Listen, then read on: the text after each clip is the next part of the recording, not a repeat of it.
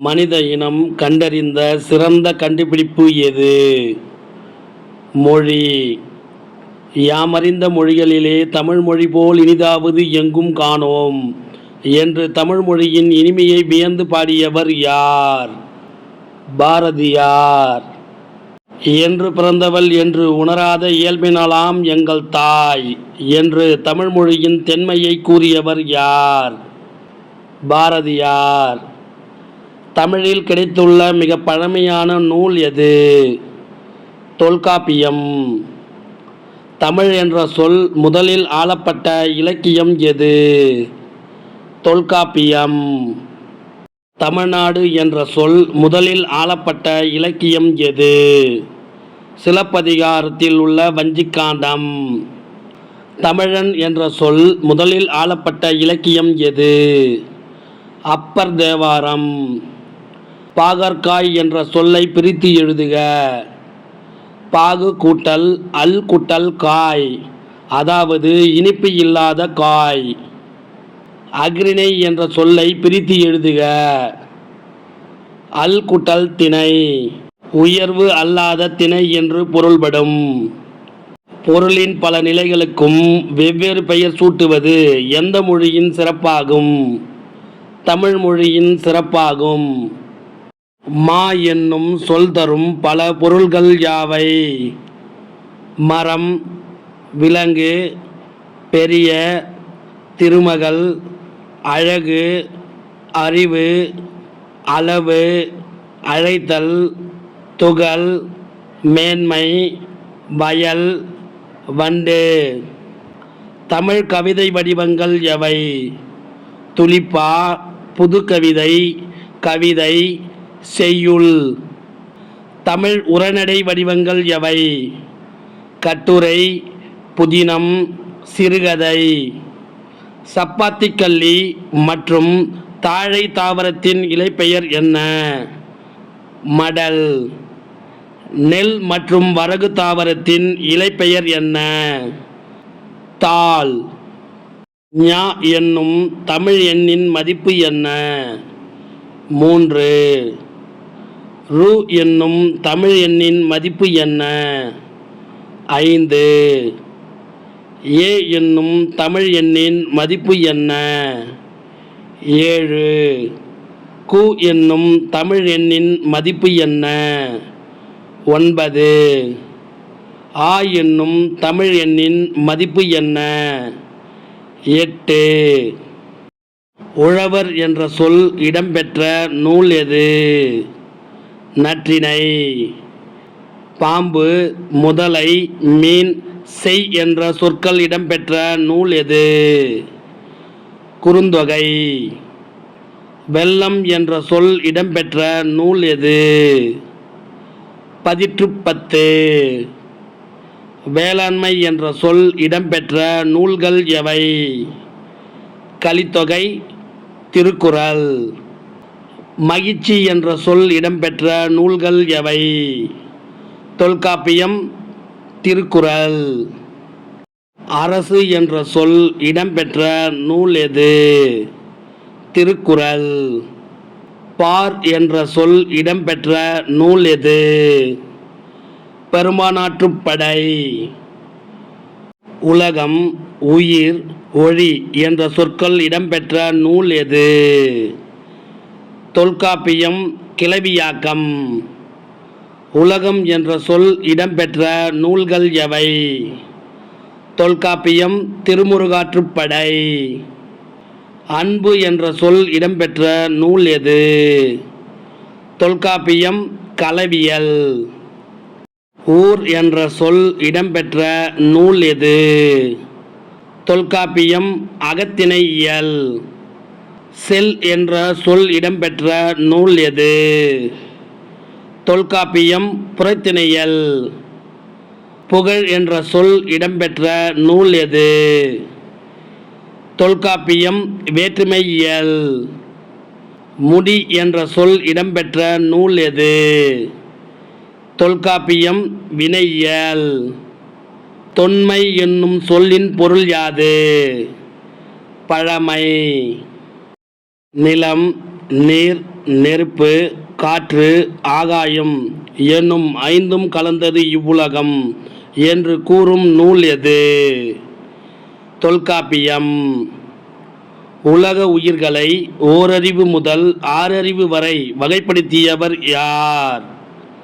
தொல்காப்பியர். திரவ பொருட்களை எவ்வளவு அழுத்தினாலும் அவற்றின் அளவை சுருக்க முடியாது என்ற கருத்து யாருடையது? ஔவையார். வீரர் ஒருவரின் காயத்தை வெண்ணிற ஊசியால் தைத்த செய்தி இடம்பெற்ற நூல் எது? பதிற்றுப்பத்து. சுறாமீன் தாக்கியதால் ஏற்பட்ட புண்ணை நரம்பினால் தைத்த செய்தி இடம்பெற்ற நூல் எது? நற்றிணை. தொலைவில் உள்ள பொருளின் உருவத்தை அருகில் தோன்றச் செய்ய முடியும் என்ற கருத்தை நிறுவியவர் யார்? கலீலியோ. சித்தம் என்பதன் பொருள் யாது? உள்ளம். மாடங்கள் என்பதன் பொருள் யாது? மாளிகையின் அடுக்குகள். எவற்றை அடிப்படையாக கொண்டு பறவைகள் இடம்பெயர்கின்றன? நிலவு, விண்மீன், புவியீர்ப்பு புலம். எங்கிருந்து தமிழகத்திற்கு செங்கால் நாரைகள் வருவது உறுதிப்படுத்தப்பட்டுள்ளது? ஐரோப்பாவில் இருந்து செங்கால் நாரைகள் வருவது உறுதிப்படுத்தப்பட்டுள்ளது. தரை இறங்காமல் 400 கிலோமீட்டர் வரை பறக்கும் பறவை எது? கப்பல் பறவை. கப்பல் கூழைக்கடா, கடற்கொள்ளை பறவை என்று அழைக்கப்படும் பறவை எது? கப்பல் பறவை. அழிந்து வரும் பறவை இனம் எது? சிட்டுக்குருவி. ஆண் சிட்டுக்குருவியின் தொண்டை பகுதி மற்றும் உடல் பகுதி எந்த நிறத்தில் இருக்கும்?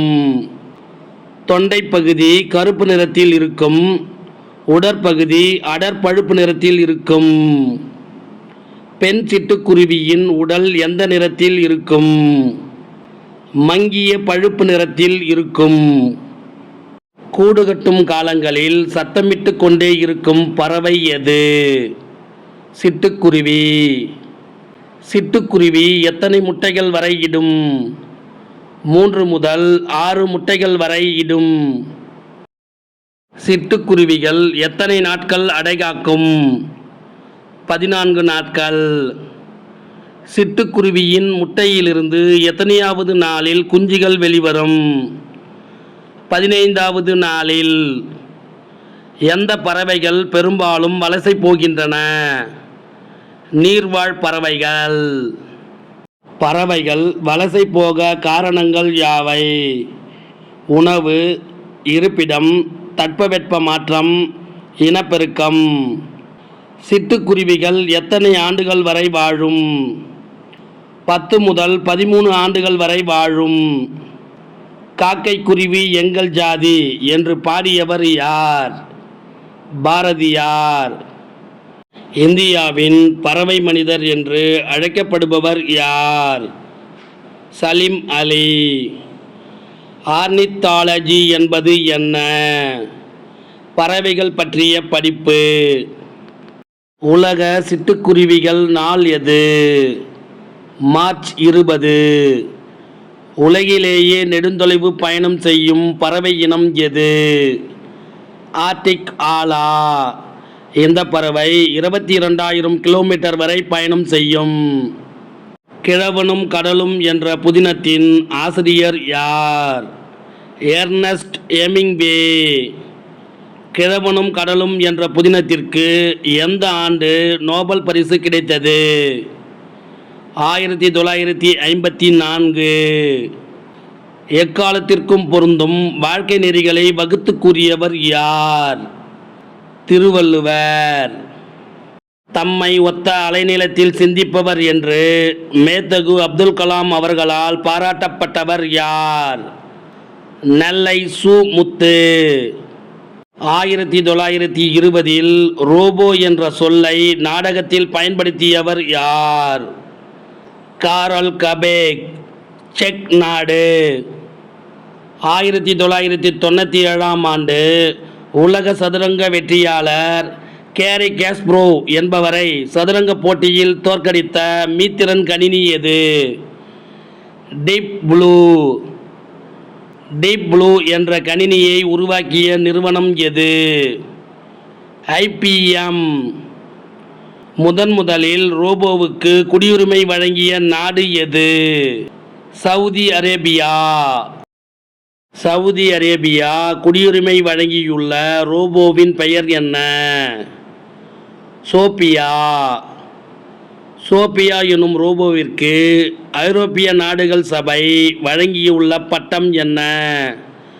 புதுமைகளின் வெற்றியாளன்.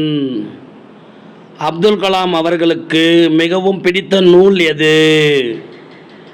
விளக்குகள் பல தந்த ஒளி. விளக்குகள் பல தந்த ஒளி எனும் நூலின் ஆசிரியர் யார்? Lillian Watson. கார்பன் இழையை கொண்டு 300 கிராம் எடையில் செயற்கைக்கால்கள் உருவாக்கியவர் யார்? மேதகு அப்துல் கலாம் அவர்கள். இந்த செயற்கைக்கால்களை போலியோவில் பாதிக்கப்பட்ட குழந்தைகளுக்காக உருவாக்கியிருப்பார். 525 கிலோ எடையுள்ள ஆளில்லா செயற்கைக்கோளை நிலவுக்கு அனுப்பிய நாடு எது? இந்தியா. இந்தியாவிற்கு அறிவியலுக்கான முதல் நோபல் பரிசை பெற்றுத்தந்தவர் யார்? Sir CV Raman. தேசிய அறிவியல் நாள் எந்த நாளில் கொண்டாடப்படுகிறது? பிப்ரவரி 28. ராமன் விளைவு எந்த ஆண்டு வெளியிடப்பட்டது? 1928 பிப்ரவரி 28. தனித்தமிழையும் தமிழ் உணர்வையும் பரப்பிய பாவலர் யார்? பெருஞ்சித்தனார். இவரின் இயற்பெயர் Duraimanickam. Hi guys, please encourage this video. Thank you.